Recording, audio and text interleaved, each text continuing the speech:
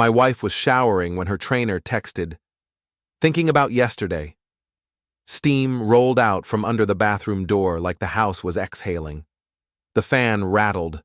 The water kept running, steady, careless, like nothing in this world could change in the next 60 seconds. Her phone was on the kitchen island beside a half-cut lemon and a mug that still had yesterday's coffee ring inside it. Screen lit up. His name.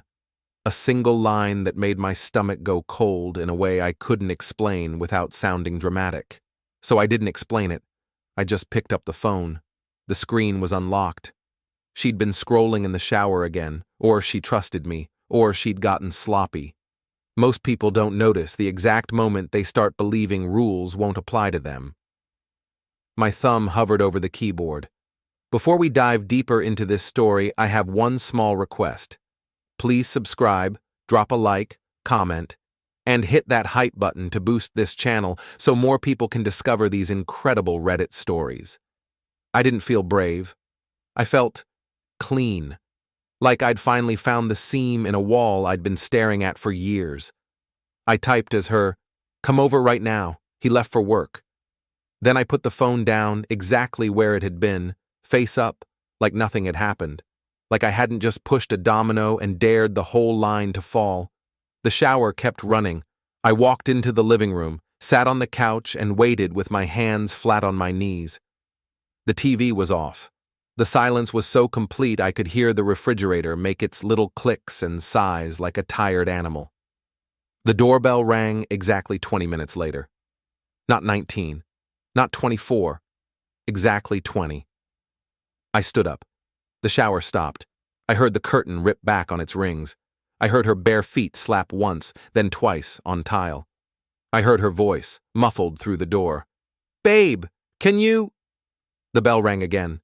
I went to the front door and looked through the peephole.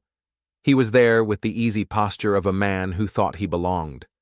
Hoodie, gym bag, hair still damp like he'd just stepped out of a commercial. He didn't look around like he was sneaking. He looked around like he was early. I unlatched the chain quietly. Then I slid it back into place anyway. I opened the door just a few inches, enough that he saw my face. His smile tried to happen. Then it didn't. "Hey," he said, and the word came out too casual, too rehearsed. He glanced behind me, like my wife might float into view and save him by laughing. I kept my voice calm. "Can I help you?" He blinked once, then tried to reset. I'm here for my wife," I said. His eyes flicked to the chain. His jaw moved like he was chewing on a lie. "Look, man, The bathroom door opened behind me. My wife stepped into the hallway in a towel, hair wrapped, her face open and unguarded for half a second, until she saw who was on the porch. And then her face completely froze. Not shock like in the movies. Not a scream, not a hand over the mouth. Just stillness. Like her whole system crashed and the screen went blank. I watched her eyes move from him to me. Watched her brain try to build a story where this wasn't what it looked like. I smiled a little because I couldn't help it. Not because I was happy, because it was finally real. "Morning," I said to him. "She told you I left for work." My wife's throat worked. She looked at his bag like it had personally betrayed her. He took half a step back. "I think there's been a misunderstanding." "No," I said. "There hasn't." My wife found her voice thin and sharp. "Why is he here?" I kept my gaze on her. "You should tell me." She tightened the towel around her like it was armor. "I don't know what you think." I lifted her phone from the island and held it up. He texted. I answered. Her eyes widened, not with guilt, first with anger, like I had committed the offense. "You went through my phone?" "It was unlocked," I said, "like you wanted it to be." The trainer, his name was Troy, I remembered now, because she'd said it out loud a dozen times like it was normal, raised his hands. "Listen, I don't want trouble. I just train her." My wife snapped at him without looking. "Stop talking." That was the moment I noticed how comfortable she was ordering him around. I leaned my shoulder into the doorframe. You want to come in and explain yesterday to me, Troy? Or do we keep doing this through a crack in the door like it's some cheap scene? He swallowed. Man, I swear nothing happened. My wife's eyes cut to him like a knife. So that was interesting. I nodded slowly. Okay. She blinked, thrown off. She'd expected yelling, threats, a swing. She'd expected me to finally become the version of me she'd been describing to her friends for years, volatile, insecure, dramatic. I wasn't going to give her that. I opened the door wider and unhooked the chain. Come in, my wife hissed. Are you insane? Probably, I said. But come on, let's do this right. Shoes off, we're civilized. Troy hesitated on the threshold like he could still choose a different life. Then he stepped inside. My wife didn't move from the hall. She stared at him like she'd never seen him before. And I realized, with a kind of quiet horror, that she truly believed she was untouchable. She believed I was a piece of furniture that paid bills and held the shape of husband, so she could do whatever she wanted behind my back. Troy cleared his throat. Look, sir. Ethan, I said. My name's Ethan. He nodded quickly. Ethan, I'm sorry. I didn't know. You did, my wife snapped, finally stepping forward. Of course you did. He looked at her like he wanted to vanish. I pointed at the couch. Sit. He sat. My wife stood behind him in the hallway like a judge in a towel. I sat across from him in the armchair. The morning light came through the blinds in stripes that made everything look like it was happening inside a cage. I held up the phone again. Let's keep it simple. You tell me what yesterday means. Troy's eyes went to my wife. She gave a tiny shake of her head, just enough to warn him. I watched it, stored it. Troy said, We did a session. She wanted to push harder, that's all. My wife nodded quickly, performing relief. See, are you done with this? I looked at her. Not yet. Her jaw tightened. Ethan, you're humiliating me. No, I said softly. I'm letting you see what humiliation actually feels like. She flinched like I'd slapped her. I turned the phone screen toward Troy. You want to read your own message out loud? He didn't move. I scrolled, careful, slow, not dramatic, just factual. There were more messages, not a lot, just enough. He texted, You looked incredible yesterday. She replied, You shouldn't say that. He replied, Then don't give me a reason. Then there was a photo he'd sent. Nothing graphic, nothing illegal, but intimate in a way that made my skin crawl. A close-up of his chest, sweat, a chain necklace, like a billboard for temptation. My wife sucked in a breath. Ethan. I looked up. That you? Her face went pale. He sent that. I didn't ask for it. Troy opened his mouth and closed it. I nodded again. Okay. My wife barked, What do you mean okay? What are you doing? What I was doing was making sure I didn't make a mistake that would cost me later, because anger makes people stupid, and stupid makes people broke. I stood up, walked to the kitchen island, and set her phone down again. Then I went to the small drawer by the fridge where we kept pens and batteries and the mail key. I pulled out the little notebook I used for grocery lists, and I wrote, Date, time, Troy's full name, as best as I knew it, the gym location, her reaction, his reaction, the fact that she gave him a silent signal not to talk. My wife stared like she couldn't compute it. Are you taking notes? She said. Yes, I said. Because I'm done guessing. From now on, everything gets written down. Troy stood up. I should go. I nodded. You should. My wife snapped. No, wait. Don't leave. He paused, caught between two disasters. I turned to her. You want him to stay? Her eyes flashed. I want you to stop acting like you're some prosecutor. I'm not, I said. I'm the person whose life you're trying to split in half without warning. She laughed once, sharp and fake. Oh my God, this is insane. It's a text. It's a pattern, I said, and that landed.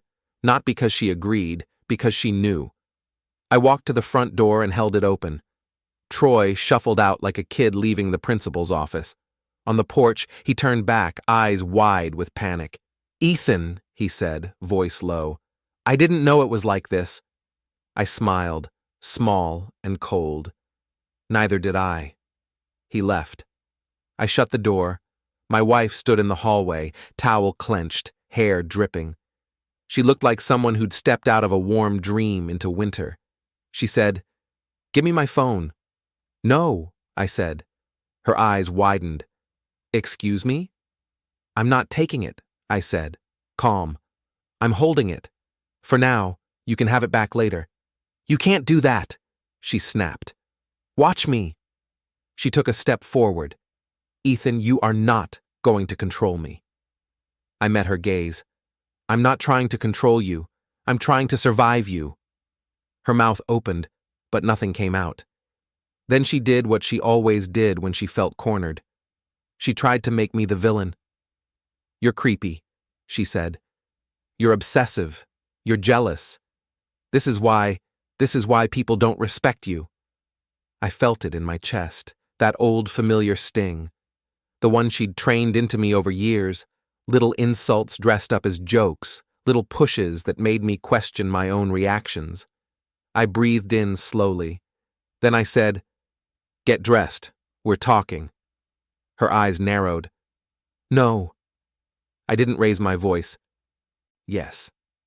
And that was the first time in a long time that she looked genuinely afraid of me. Not because I was dangerous, because I was done.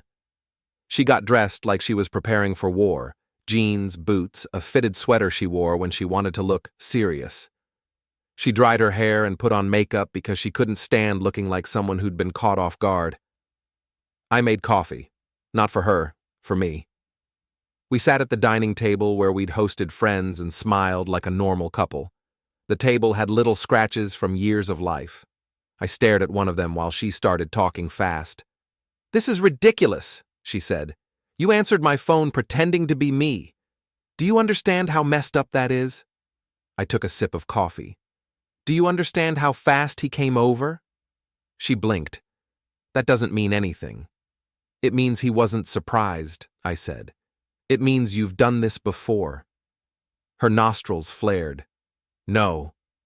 I leaned forward, elbows on the table. "Then show me your messages with him, all of them." She laughed, bitter. "Absolutely not." "Then we both know," I said. Her face tightened. "You don't get to demand things from me." "I'm not demanding," I said. "I'm offering. You can show me everything, and we try to rebuild. Or you can hide it and I start preparing." Her eyes flicked. Preparing for what? I didn't answer that immediately, because if I said it out loud too early, she'd start building her defense around it. Instead, I said, "What's his last name?" She hesitated. "See?" I said quietly. "You know his last name. You just don't want to give it to me." She snapped, "It's not like that." "It is," I said. "You invited him to our house." "I didn't," she shot back. "You did." I nodded once. "Yeah, and he came, like it was normal." She stood up, chair scraping. "You're twisting everything." I stayed seated. "Sit down." She didn't. So I did something that felt almost gentle. I slid her phone across the table toward her. "Here." She grabbed it like she thought I'd changed my mind. Then I said, "But before you start deleting things, I already took pictures of the messages." Her face drained. "You, what?" "I didn't send them to anyone," I said. "I didn't post them. I didn't do anything illegal. I took photos of what was on the screen while it was unlocked on my kitchen counter." Her mouth trembled with rage. "You had no right." "I had every right to protect myself," I said. She stared at me like she was seeing a stranger in my body. "Who are you?" she whispered. I smiled without warmth. "I'm the guy you thought would never get tired." She spun away, pacing. "Okay, fine. You want honesty? Here it is. I've been unhappy for a long time." "Funny," I said. "So have I. I just didn't treat it like a license." She whirled. Nothing happened. I pointed toward the front door. Then why did he show up? She froze again, the same glitch as before. Then she said very carefully, because he's an idiot. I nodded. That's possible. She stared at me, waiting for me to take the bait and start shouting. I didn't. I said, "Here are the new rules." She laughed, like she couldn't help herself. "Oh my God, rules. Listen to you." I held up one finger. Rule 1. If you want to stay married, you cut contact with him. Today. She scoffed. Rule 2, I continued, voice calm. You give me full transparency for the next 90 days. Phone, socials, whatever. If you refuse, we don't do the 90 days. Her face hardened. You're asking for control. I'm asking for proof, I said. Those aren't the same. She crossed her arms. And if I say no? I looked her straight in the eye. Then you pack a bag. Her lips parted. This is my house. No, I said. The word hung there. She narrowed her eyes. Excuse me? I took another slow sip of coffee because my pulse was pounding and I didn't want my hands to show it. I said no, I repeated. This isn't your house. Her face flushed. It's in both our names. I nodded. On paper. She leaned forward, voice low and nasty. What are you talking about? I placed my mug down carefully. I'm talking about the fact that your name is on the deed because I put it there, and I can take it off. Her eyes flashed with triumph. You can't. You don't even know how. I smiled, small. Try me. She stared, then forced a laugh. You're bluffing. I didn't answer. I let the silence do the work. Because here's what she didn't know. I wasn't bluffing. And the reason she didn't know was the same reason Troy felt comfortable ringing my doorbell like it was his. She never paid attention to the parts of my life that weren't useful to her. The first thing I did wasn't revenge. It was paperwork. That same afternoon, after she slammed the bedroom door and made phone calls in a voice meant to be heard, I drove to my office downtown. Small, boring, easily overlooked. The kind of place no one notices until it matters.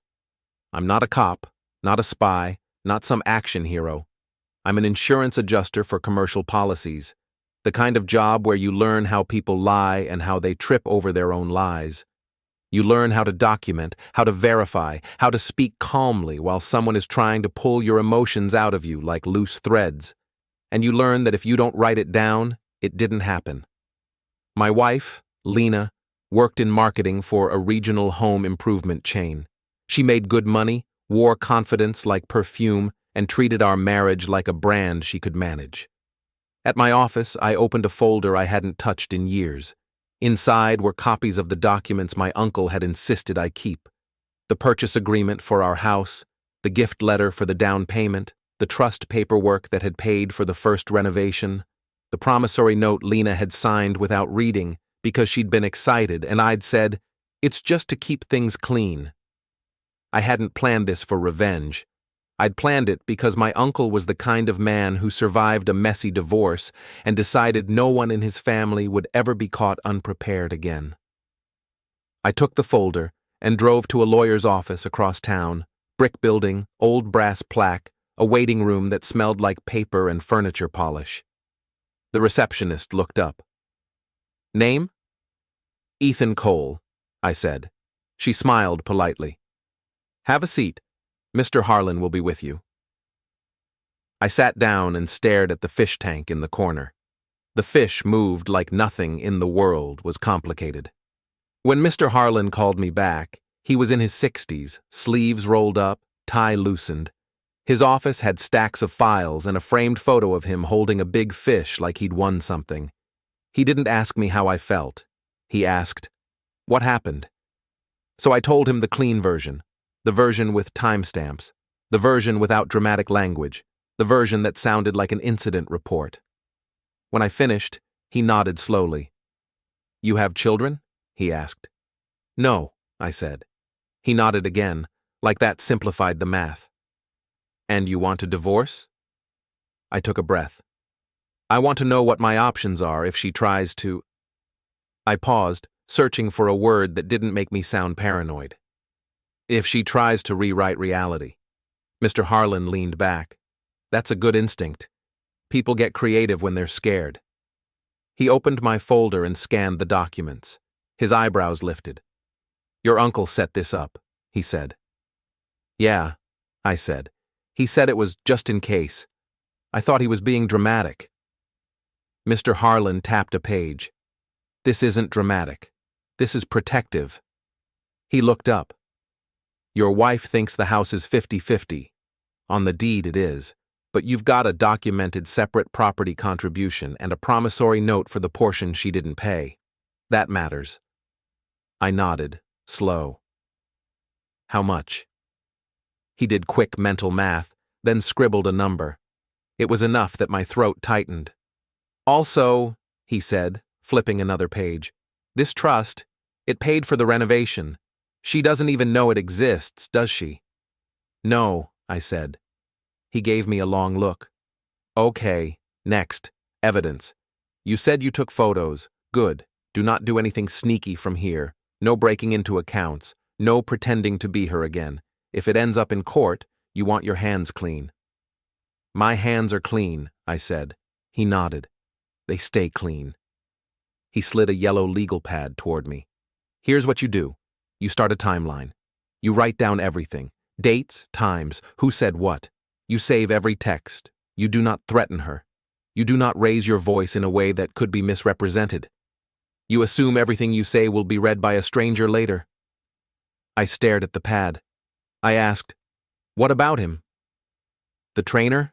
He said. I nodded. Mr. Harlan's mouth tightened. You don't touch him. Not physically, not verbally. You don't show up at his job. You don't post anything. You let consequences happen through proper channels.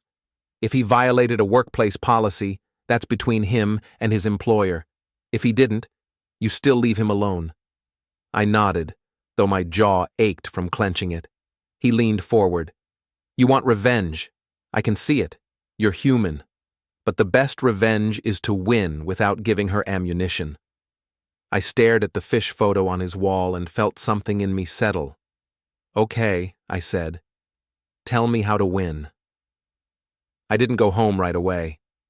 I sat in my car in the parking lot and stared at my hands on the steering wheel. They looked the same as they had that morning.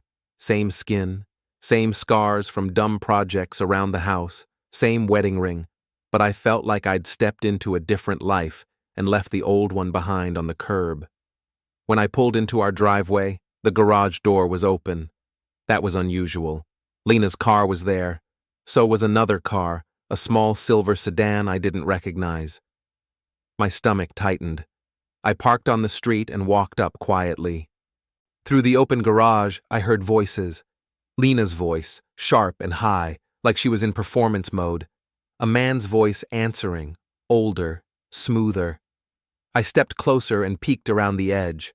Lena was standing near the workbench. Across from her was her boss, Grant Halverson, 40s, expensive jacket, the kind of guy who laughed at his own jokes and expected you to laugh too.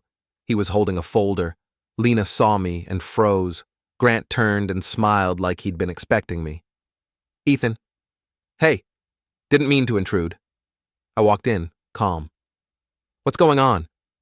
Lena jumped in fast. Grant just stopped by to check on a project. I looked at the folder in his hand. A project? Grant chuckled. Work stuff. Lena's been under a lot of stress. I told her I'd swing by and talk through a few things. Make sure she's okay. He said it like he was a hero. I nodded slowly. In my garage. Lena's eyes flashed at me. Don't do this. Grant kept smiling, but his gaze sharpened. Everything all right? I thought of Mr. Harlan's pad. Assume everything will be read by a stranger later, so I kept my voice level. Everything's fine. Lena exhaled, relieved. Then I added, but this is not a good time. We're dealing with personal matters. Grant's smile tightened. I didn't realize. Lena snapped, Ethan, don't be rude.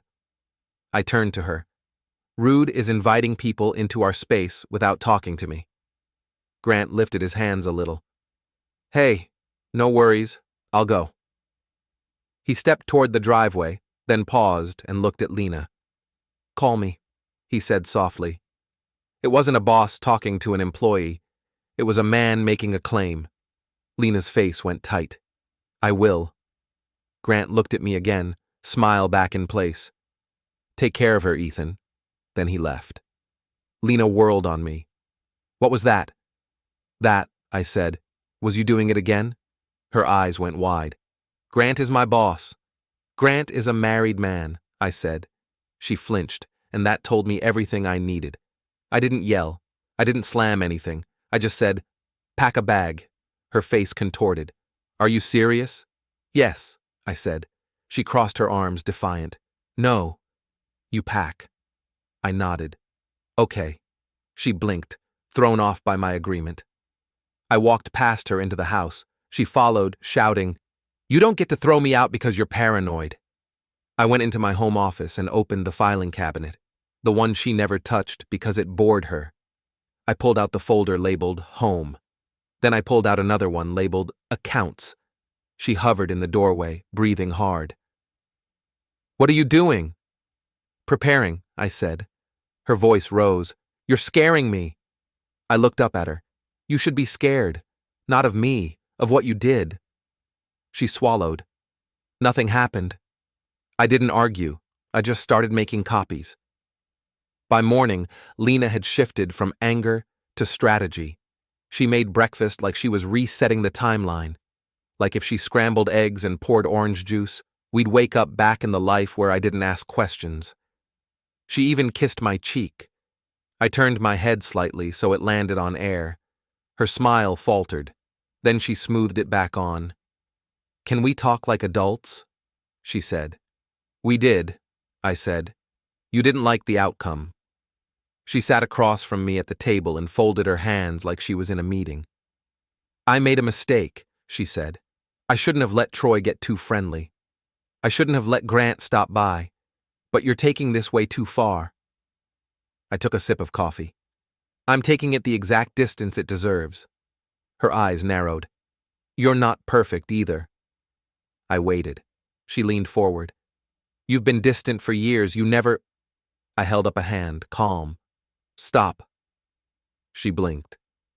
I said, if you want to talk about our marriage, we can do that with a counselor. If you want to talk about accountability, we can do that right now. But if you want to build a case that this is my fault, you're wasting your breath. Her face hardened. So you're just the victim. I smiled a little. No, I'm the witness. That landed. She pushed her chair back. Fine, what do you want? I looked at her for a long moment and felt something almost sad. Because I had loved her. I had built a life around her. I had ignored the little cracks because I didn't want to be the guy who failed at marriage. But love doesn't survive contempt. And she'd been dripping contempt on me for years like slow acid. I want you to move out, I said. Today. She laughed. No. I nodded. Okay. Then I reached into my bag and pulled out an envelope.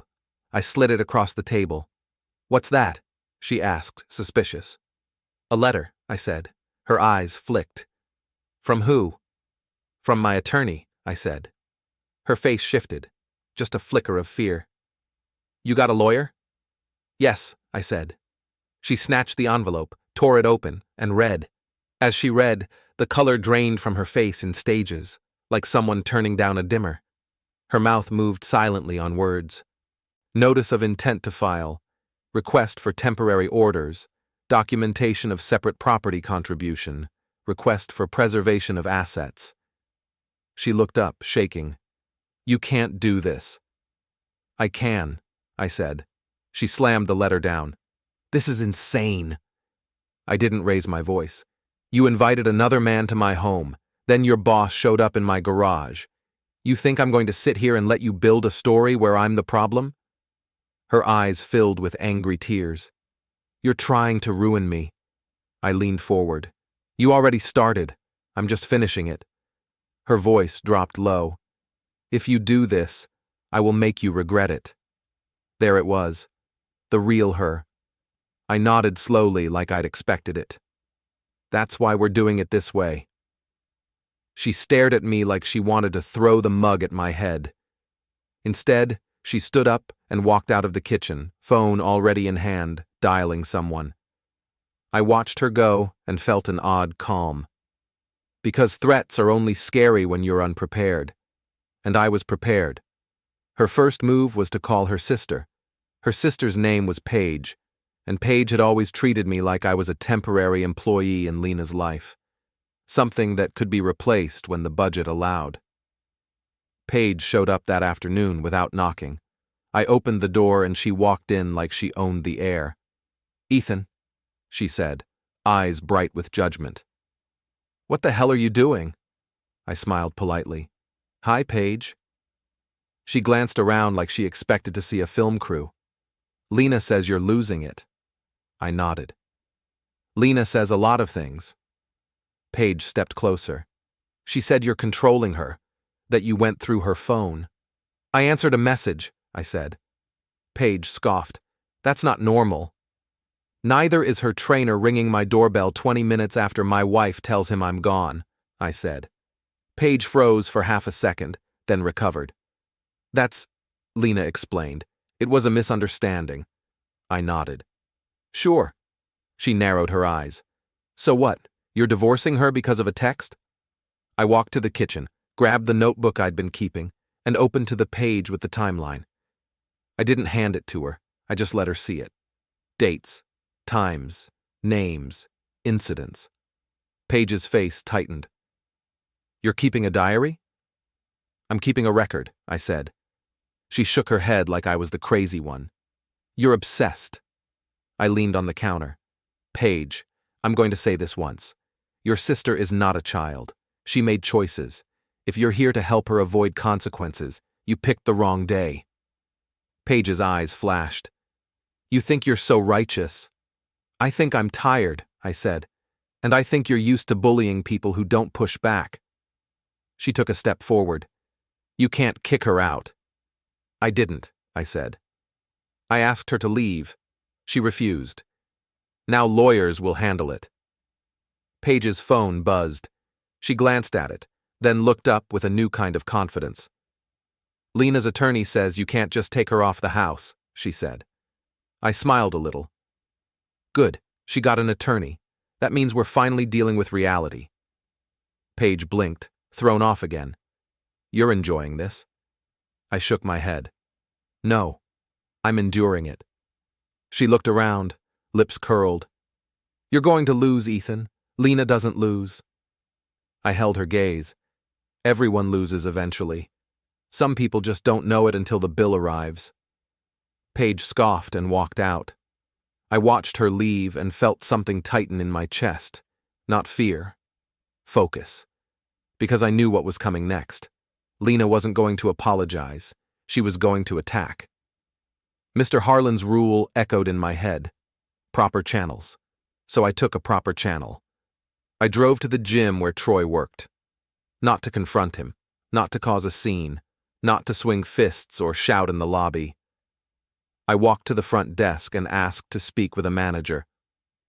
A woman named Denise came out. 40s, no-nonsense eyes, headset around her neck like she lived in constant minor emergencies. "How can I help you?" she asked. I kept my voice calm. "I need to report a professional boundary issue involving one of your trainers." Her expression tightened. "Which trainer?" "Troy Maddox," I said. She blinked. "What happened?" I pulled out my phone, not Lena's, and opened the photos I'd taken of the messages. I didn't hand it over immediately. "I'm not here to embarrass anyone," I said. "I'm here because he came to my house today after texting my wife. That is not a training issue. That's a personal relationship issue." Denise's face shifted, concern, then calculation. "Do you have proof?" she asked. I nodded and showed her the messages. Her jaw tightened. "This is not okay." "I agree," I said. She looked up at me. "What do you want?" I took a breath. I want your Jim to handle it. I'm not asking you to ruin him. I'm asking you to stop him from contacting her through your platform. Denise nodded slowly. We have a code of conduct. Trainers can be terminated for this. I held up a hand. I'm not asking for that. I'm asking for documentation that you received this complaint and that you will investigate. Denise's gaze sharpened, like she wasn't used to someone being both angry and careful. Okay, she said. We'll document it. You'll get an email confirmation. Thank you, I said. As I turned to leave, Denise added, just so you know, if he came to your house, this is bigger than flirting. I know, I said, and I walked out without looking back. That was the first domino. Not because it was dramatic, because it was real. Grant was the bigger problem. Troy was a symptom, a guy who enjoyed being wanted. Grant was power. Grant could wreck Lena's career, and he knew it. Lena liked dancing near fire, and I suspected, based on the look in her eyes when she saw him in our garage, that she'd already been burned. So I did what I do for work. I followed the money and the paper. Lena's company had a strict policy about fraternization, especially between managers and direct reports. I knew this because Lena had complained about it once, years ago, when someone got reassigned, and she said, laughing, they had to move him because he couldn't keep it in his pants. I didn't laugh then. I didn't laugh now. I didn't report Grant on a guess. I waited. Over the next week, Lena became a different person. She was sweet in the mornings, cold at night. She alternated between begging and threatening, like she was flipping through tools in a box trying to find the one that worked on me. She tried to seduce me once, putting on a dress she knew I liked, touching my shoulder in the kitchen. I stepped back. She stared at me like I'd insulted her as a woman. You're really doing this, she said. Yes, I said. She whispered, you'll regret it. Maybe, I said, but I won't regret being honest with myself. 2 days later, my phone buzzed with an unknown number. I answered. Hello? A woman's voice, tight and controlled. Is this Ethan Cole? Yes, I said. This is Mara Halverson, she said. Grant's wife. The world narrowed. I didn't speak for a second because I was suddenly aware of my own breathing. Then I said, okay. She paused, thrown off by my calm. Someone told me you might know something. I leaned against my kitchen counter and stared at Lena's coffee mug like it might crack open and spill secrets. I don't know what you've been told, I said carefully. Mara's voice sharpened. I'm not calling because I enjoy this. I'm calling because my husband has been acting strange, and I found something. I didn't ask what. She said it anyway. I found messages, she whispered, on his laptop, between him and your wife. My stomach tightened. Mara's voice broke a little. I need to know if I'm losing my mind. Is this real? I closed my eyes. Mr. Harlan's voice in my head. Win without giving her ammunition. So I said, Mara, I can't advise you, but I can tell you this. Grant came to my house last week, uninvited. She inhaled sharply. He did. Yes, I said, and my wife didn't seem surprised. Silence. Then Mara whispered, I want to meet you. I opened my eyes. Okay. Tonight, she said. Somewhere public. I thought for a second. There's a diner off Route 8. Bright lights, cameras. Good, she said. 9? 9, I said. When I hung up, I stood in my kitchen and listened to the house. It was quiet. Too quiet. Like it knew something was coming. The diner smelled like grilled onions and old coffee. The kind of place where people talk loudly because the booth absorbs secrets. Mara Halverson walked in at 9:03, hair pulled back tight, coat buttoned like armor. She scanned the room and spotted me. I stood, polite. Mara. She nodded once. Ethan. We sat. For a moment, neither of us spoke. just two people staring at a table full of sugar packets like they might spell out answers. Then Mara slid her phone across the table. On the screen were messages between Grant and Lena. Not cute, not ambiguous. Grant, I can't stop thinking about your voice last night. Lena, be careful, not in writing. Grant, I own this town. No one's going to touch me. Mara's hands trembled slightly. He thinks he's untouchable. I stared at the words and felt something in me harden into a shape I recognized, the shape of a plan. I looked up at her. Do you want to confront him? Mara's lips pressed together. I want to expose him. I nodded slowly. Okay. Her eyes widened. You're okay with that? I'm not okay with any of this, I said, but I'm done protecting people who didn't protect me. Mara swallowed. What do we do? I took a breath. We do it clean, she frowned. What does that mean? It means we don't scream in a driveway, I said. We don't throw things. We don't make threats. We use the systems they rely on. Mara stared at me. I said, Grant's company has policies. His board has rules. His reputation is a product. We don't destroy it with gossip. We let his own words do it. Mara's eyes glistened, but her voice stayed steady. I have screenshots. I have dates. I have hotel receipts. I nodded. Good. She whispered, he used work trips. I felt my jaw tighten. Of course.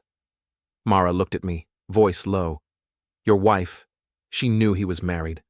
Yes, I said. Mara's mouth twisted. So she's not a victim. No, I said. She's a participant.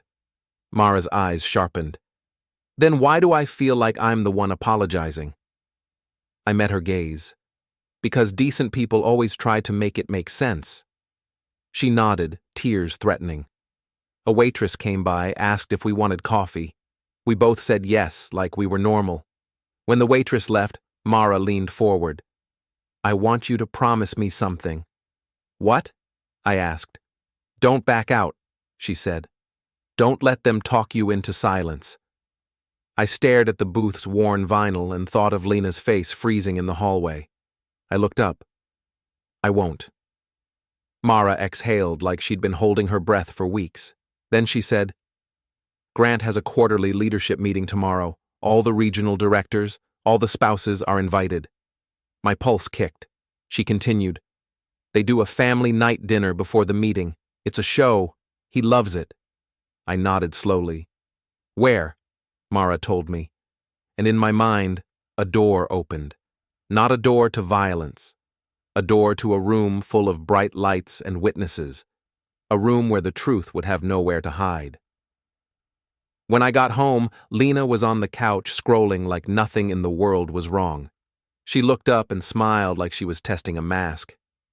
Where were you? She asked, voice sweet. I hung my coat. Out. She blinked. Out where? I met her gaze. Not your business. Her smile slipped. Excuse me? I walked past her toward the kitchen. We're not doing that anymore. The interrogations, the ownership. She stood up. Ethan, you're being cruel. I turned. No. Cruel was inviting Troy to my door and then acting like I was the problem. She crossed her arms. You keep calling him my trainer like that proves something. It proves you have no respect, I said. Her eyes flashed. You have no idea what respect is. I nodded. Maybe, but I know what it isn't. She took a step closer, voice dropping. You think you're so smart with your little lawyer. You think you're going to take everything from me. I studied her face, the tiny twitch at the corner of her mouth when she lied, the way her eyes didn't match her words. I'm not trying to take everything, I said. I'm trying to keep what's mine. She scoffed. What's yours? You wouldn't have anything without me? I laughed once, quietly. That's the story you tell yourself, isn't it? She leaned in, voice venomous. You're nothing without me. I held her gaze. Then why did you need Troy? Why did you need Grant? Her face tightened. She whispered, "I needed to feel alive." I nodded slowly. "Then you should have left. Instead, you used me as a floor." Her eyes filled with angry tears. "You're going to regret this." I stepped back, calm. "Maybe." Then I said, "But not as much as you." She stared at me like she wanted to slap me. Instead, she spun and stormed upstairs.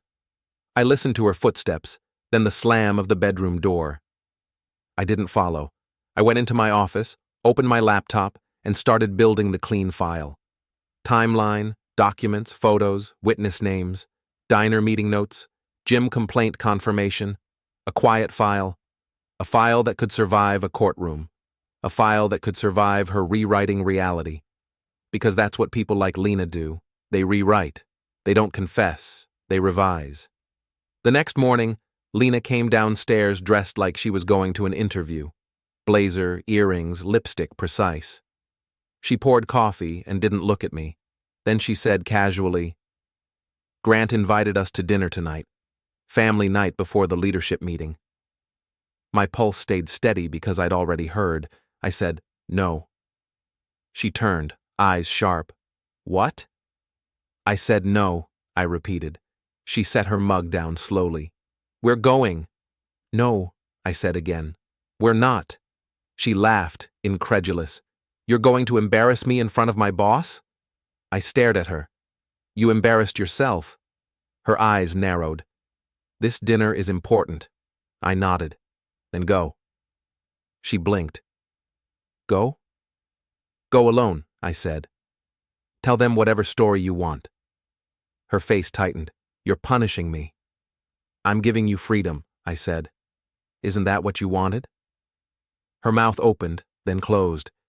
She didn't know how to argue with that without revealing herself. She grabbed her bag. "Fine," she snapped. "I'll go alone. And when you see what you've lost, don't come crawling." I watched her walk out like she was marching into a stage light. When the door shut, I breathed out. Then I picked up my phone and called Mara. "She invited me," I said. "I know," Mara replied. "He told me." I heard the tightness in her voice. She was scared. I said, "We do it tonight." Mara inhaled. "Okay. What's the plan?" I stared at the calendar on my wall, at the little squares full of normal life that had been quietly hijacked by betrayal. "We don't make it a scene," I said. "We make it a presentation." Mara let out a humorless laugh. "A presentation. Simple," I said. "Truth, documents, no yelling." Mara's voice shook. "And your wife?" I paused. "She'll be there." Mara whispered, "Are you sure?" I thought of Lena's frozen face. "Yes," I said. "I'm sure." The hotel ballroom was dressed up like a fake holiday. White tablecloths, cheap centerpieces, a banner with the company logo, and the words "Leadership Family Night." Grant Halverson stood near the front like a host of a show. He laughed loudly. He shook hands. He played the part of a man who built something. Mara walked in first, alone, face calm. She looked like she'd practiced her expression in a mirror until it was perfect. I walked in 5 minutes later. Lena was already there. She stood near Grant, smiling too wide, hand on his arm like she belonged there. When she saw me, her smile faltered, then snapped back into place. Grant noticed me, and his eyes widened for a fraction of a second. Then he recovered with the kind of charm that makes people trust him even when they shouldn't. "Ethan!" he boomed, like we were friends. "You made it." I nodded politely. "Wouldn't miss it." Lena stepped closer, voice low and furious. "What are you doing here?" I looked at her. "Same thing you're doing." Grant laughed, too loud. "Great to see you both together. Lena talks about you all the time." Lena's eyes flicked to him, warning. Grant didn't notice or didn't care. Mara approached, calm as a surgeon. Grant turned, smile ready. Then he saw her face. His smile vanished, not dramatically, not instantly, just slowly, like a light going out. "Mara, he said, voice suddenly small. Grant, she said. Lena looked between them, confusion flashing. Grant tried to recover. What are you doing here? Mara smiled. It was a beautiful smile that didn't reach her eyes. I'm here for family night, she said. Isn't that what you call it? A few people nearby glanced over, sensing tension. Corporate rooms are full of people who pretend they don't watch while watching. Grant's jaw tightened. We should talk privately. Mara's smile stayed. No, we should talk here. Grant's eyes flicked to me, then to Lena. Lena's face tightened. Mara, hi. I didn't know you were coming. Mara looked at her like she was studying a stain. I bet you didn't, Mara said softly. Grant stepped closer to Mara, voice low. Not here. Mara raised her voice just enough to carry. Then you shouldn't have done it here, in the world, in front of everyone. People nearby froze. Conversations dipped like a wave pulling back. Lena's eyes widened. What is happening? I stepped forward, calm. This is happening. Lena turned on me, hissing, Ethan. I lifted my phone and opened the file. Then I looked at Grant. Grant, I said, voice steady. You came to my garage last week. You told me to take care of her. I think you meant something else. Grant's face went red. This is inappropriate. Mara said, You know what's inappropriate? Telling your wife you own a town. Lena's eyes snapped to Grant. What? Grant's gaze cut to Lena like a warning. Don't speak. She spoke anyway. What is she talking about? Mara lifted her phone and held it up for Lena to see. The message was there, plain as daylight. I own this town. No one's going to touch me. Lena's mouth opened, then closed. She looked at Grant like she'd just realized he wasn't a protector. He was a trap. Grant tried to grab Mara's wrist. Mara stepped back and said, loud enough now that more heads turned, Don't touch me. Grant's hand froze in midair like he'd forgotten cameras existed. I said, Everyone here should probably know why we're doing this. Lena grabbed my arm hard. Stop. You're ruining my life. I looked down at her hand on my sleeve. Then I looked at her face. You ruined your life the moment you started treating me like a prop, I said. Her eyes glistened. Ethan, please. It wasn't love. It was fear. Grant forced a laugh, desperate. This is a misunderstanding. People, please. Mara said, Sit down, Grant. He blinked. Excuse me? Mara's voice stayed calm. Sit down. And because Mara had been his wife for 15 years and knew exactly how to use tone like a weapon, Grant sat. It was one of the strangest things I've ever seen, a powerful man obeying in front of a room full of people because his illusion had cracked. Lena stared, trembling. Ethan, we can talk. We can fix this. I nodded slowly. We are talking. Then I pulled out an envelope from my jacket and slid it onto the nearest table, right beside a centerpiece. Lena's eyes darted to it. What is that? I said. Your copy. She stared. My copy of what? I looked at her, voice steady and simple. Divorce papers, I said. The word hit the room like a dropped glass. People froze. Someone whispered, Oh my God. Lena's face went paper white. Grant stood up, panicked. This is insane. You can't do this at my event. Mara said, Your event is over. A man in a suit, a board member judging by the way others made space for him, stepped closer, face tight. Grant, he said low. What is going on? Grant's mouth opened, closed, opened again. Lena grabbed the envelope with shaking hands and tore it open. Papers slid out. She scanned the first page and her lips moved silently. Then she looked up, eyes wide with anger. You're trying to take the house, she hissed. I nodded. I'm trying to keep the house, she snapped. It's mine too. I tilted my head. Is it? Her eyes flashed. Don't play games. I kept my voice calm. It's not a game. It's a record. Her hands shook. You can't. Mara stepped beside me and said softly. He can. Lena turned to Mara, voice breaking. Why are you doing this to me? Mara stared at her for a long moment. Then she said, You did it to yourself. Grant lunged toward Lena like he wanted to pull her away to protect his asset. The board member stepped in front of him, blocking him. Grant, the board member said, voice like stone, you're coming with me. Grant's eyes went wild. This is personal, the board member said. So is our company. Grant looked around the room, at the faces watching, at the phones quietly lifting, at the people who were already deciding what they'd believe. And for the first time, he looked small. Lena's voice shook. Ethan, stop. Please. I looked at her and felt something like grief, thin and sharp. Lena, I said, you always told me I was replaceable. She swallowed. I said, You were right, but not the way you thought. Her eyes filled. She whispered, I can explain. I nodded.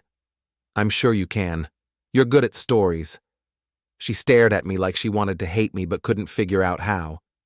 Then she whispered, What do you want? I took a slow breath. I want the truth on paper, I said. I want you out of my house. I want you out of my accounts. I want you to stop using my name as a shield. Her voice cracked. And if I don't? I looked at Grant being escorted out, his face twisted with rage. I looked at Mara, calm and shattered and strong. Then I looked back at Lena. If you don't, I said softly, then we let the truth keep showing up at doorbells you can't answer. Lena's face crumpled. She sank into a chair like her legs stopped working. And in that bright ballroom, under cheap lights and corporate banners, the life she'd been building in secret collapsed in public without a single scream. We didn't do months later. We did the next morning. Because when you cut through lies with documentation, things move fast. Mara had already filed a complaint with Grant's board. She didn't do it with emotion. She did it with evidence, Grant's own words, dates, receipts. My attorney filed for temporary orders that morning. Asset preservation, exclusive use of the home while the case proceeded, and a clear directive that neither spouse could drain accounts or rack up shared debt without consequences. Lena came to the attorney's office with Paige at her side like a human shield. She walked in with her chin up. Then she saw the file on the table, thick, organized, labeled. Her posture faltered. Mr. Harlan greeted her politely, like she was a client, not an enemy.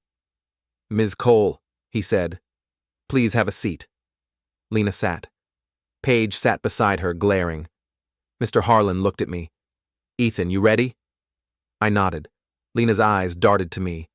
Are you really doing this? I kept my voice steady. Yes, she whispered. Why? I looked at her and said the simplest truth I had. Because I don't recognize myself when I stay, I said. Her eyes filled. Paige snapped. You're heartless. Mr. Harlan held up a hand. Let's keep it civil. He slid a settlement proposal across the table. Lena grabbed it and started reading. Her eyes widened. This is outrageous, she said. Mr. Harlan's tone stayed calm. It reflects Ethan's documented contributions and the promissory note you signed. Lena looked up sharply. I didn't sign a promissory note. I said quietly, You did. She shook her head. No.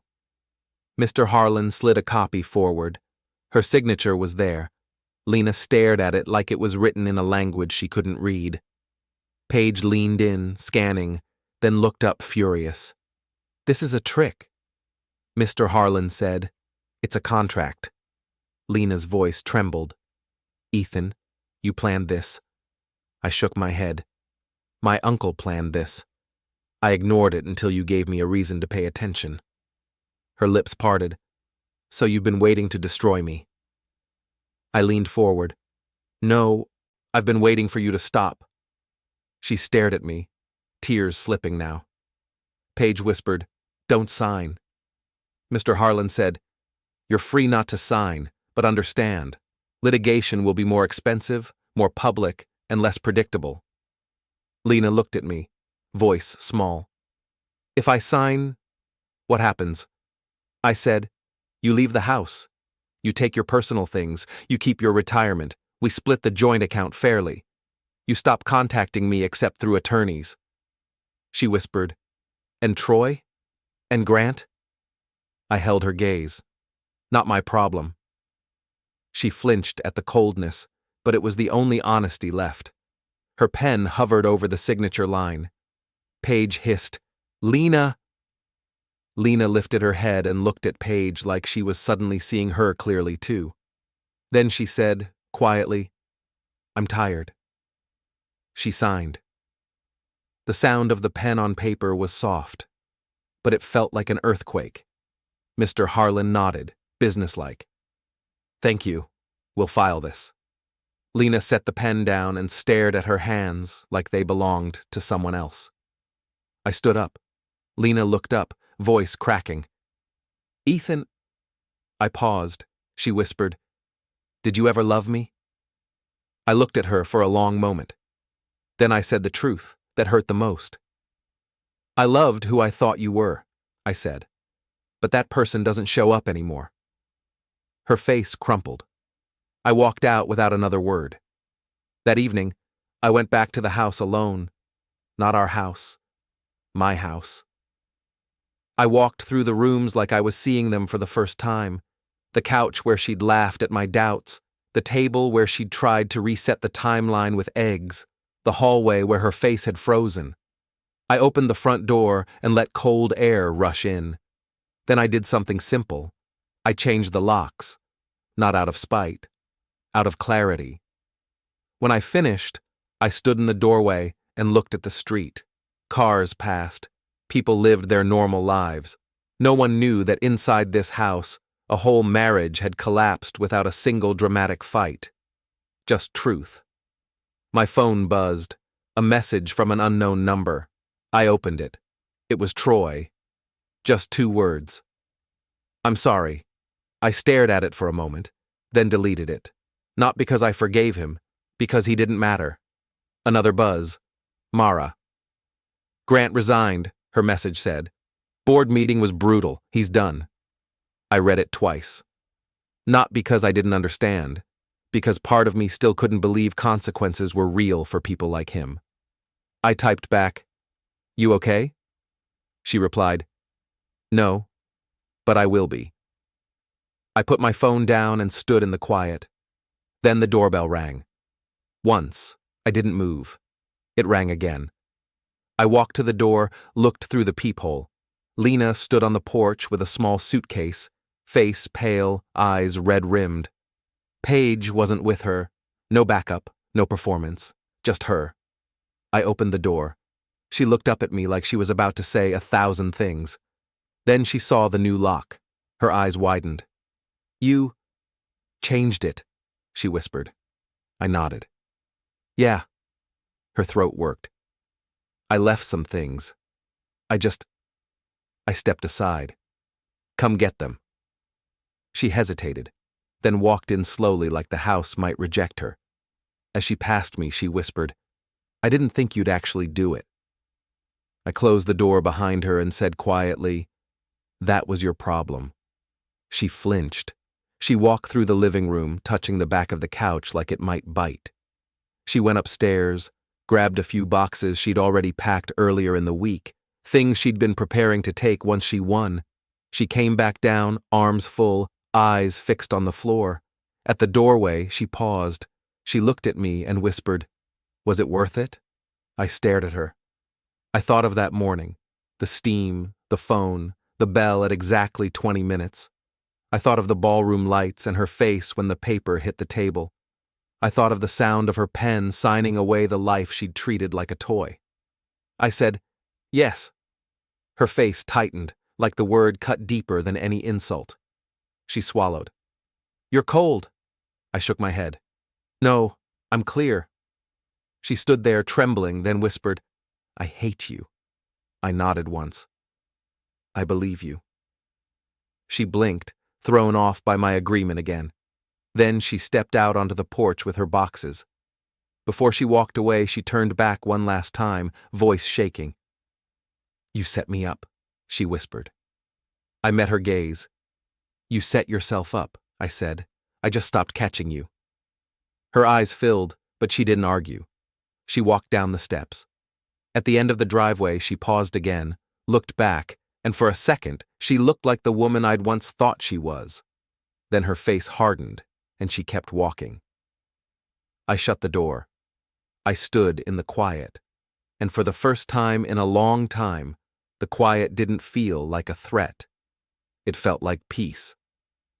I stood in the entryway for a long time after she left, like my body didn't trust the silence yet. Then I did what I always do when my brain won't stop spinning. I cleaned. Not wiped the counter cleaning. The other kind. The kind where you take control of the space so your mind can follow. I picked up the empty mug she'd used that morning, like eggs and orange juice could erase a betrayal, and I washed it until the ceramic squeaked. I folded the throw blanket on the couch. I straightened the stack of mail. I put her spare keys in a small bowl on the highest shelf in the pantry, like hiding them from myself would keep me from thinking about what they meant.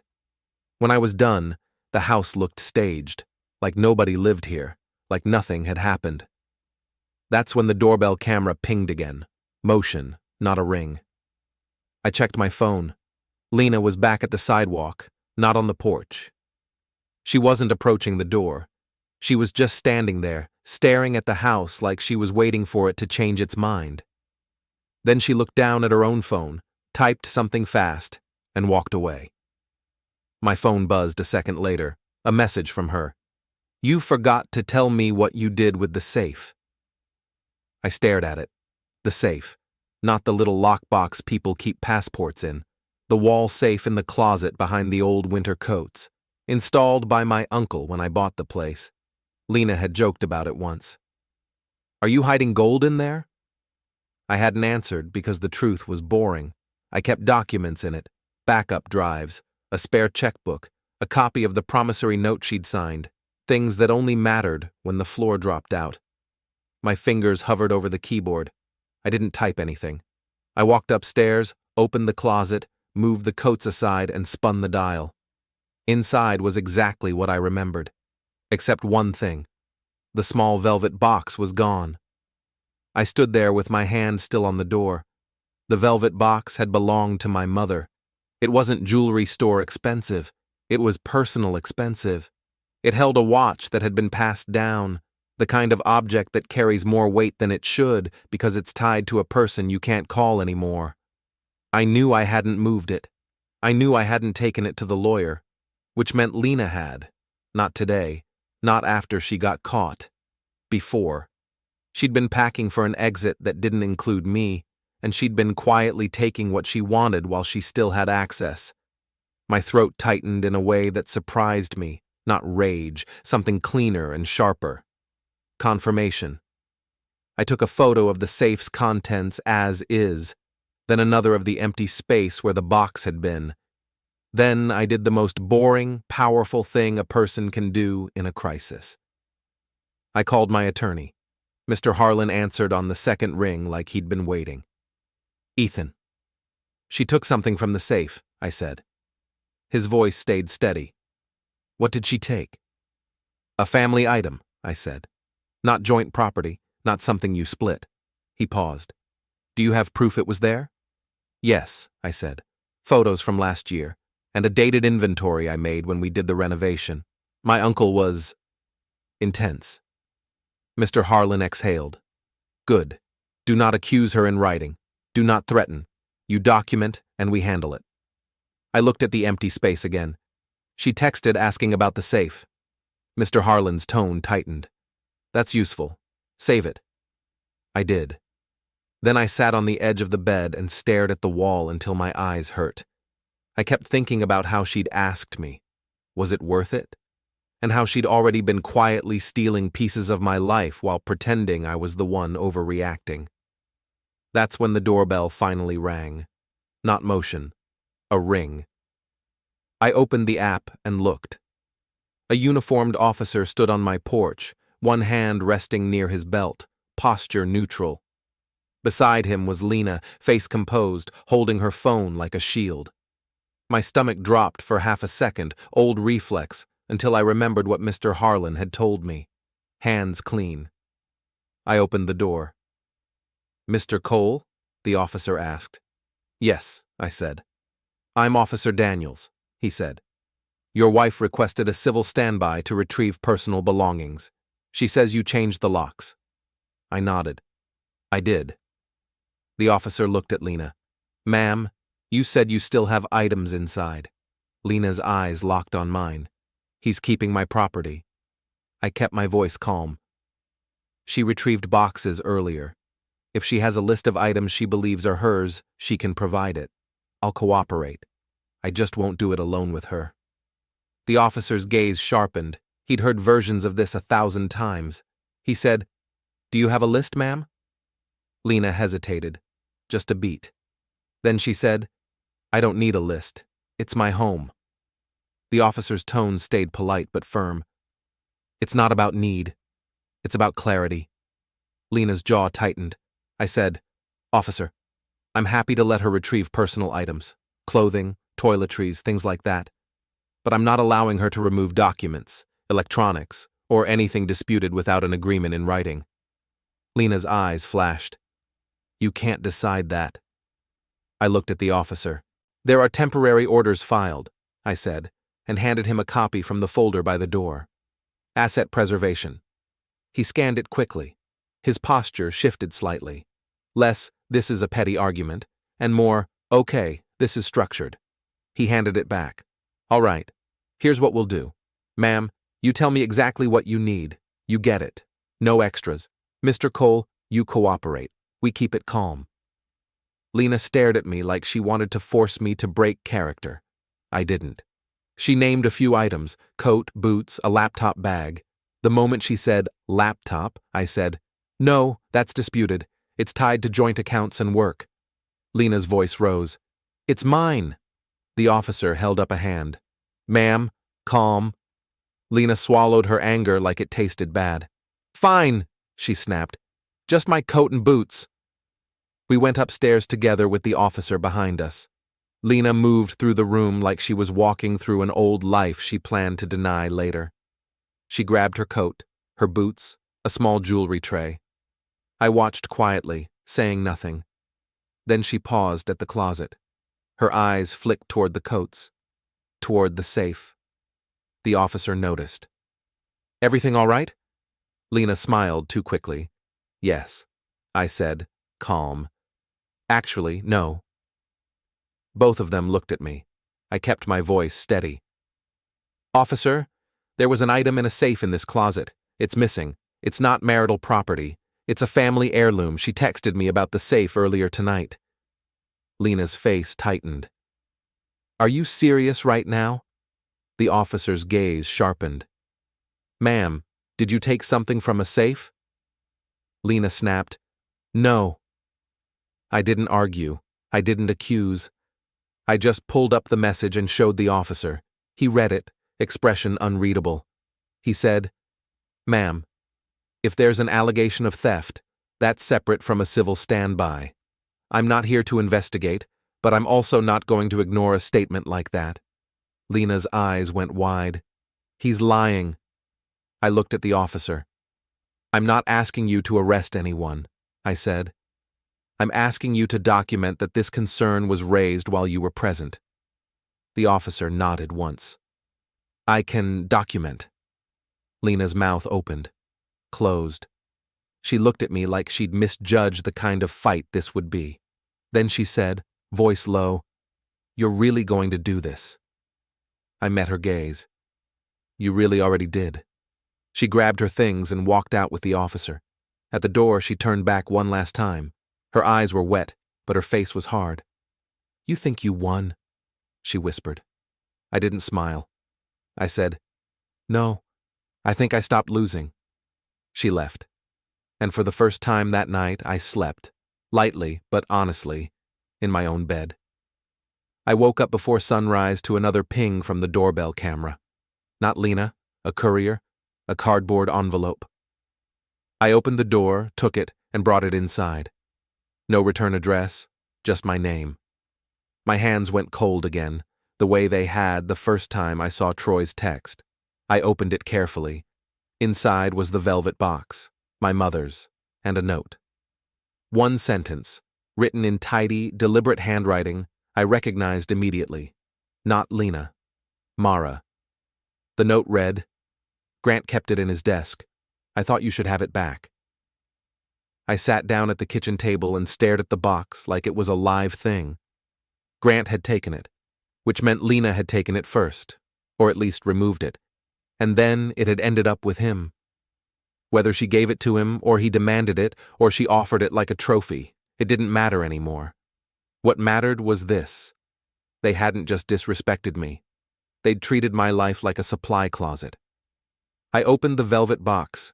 The watch was inside, safe, undamaged. I exhaled a breath I didn't realize I'd been holding for days. My phone buzzed. A message from Mara. "I'm not doing this to help you hurt her. I'm doing it because I'm done watching him contaminate everything he touches. Your wife isn't the only person he used." I stared at the words. Then another message came in, this time from an unknown number. I opened it. A single photo. Grant Halverson in a suit, standing in front of a conference room full of men in expensive jackets. Behind him, projected on a screen, was a slide with the company logo and the words, "Resignation accepted, effective immediately."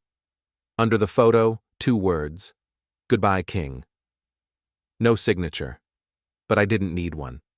Grant had told Lena he owned this town, and now the town had handed him his receipt. I didn't forward the photo. I didn't post it.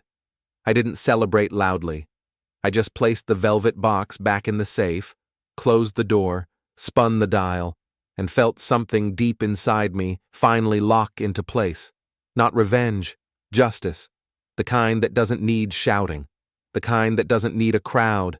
The kind that leaves no room for her to rewrite the story, because the final page was already printed, and it had my name on it.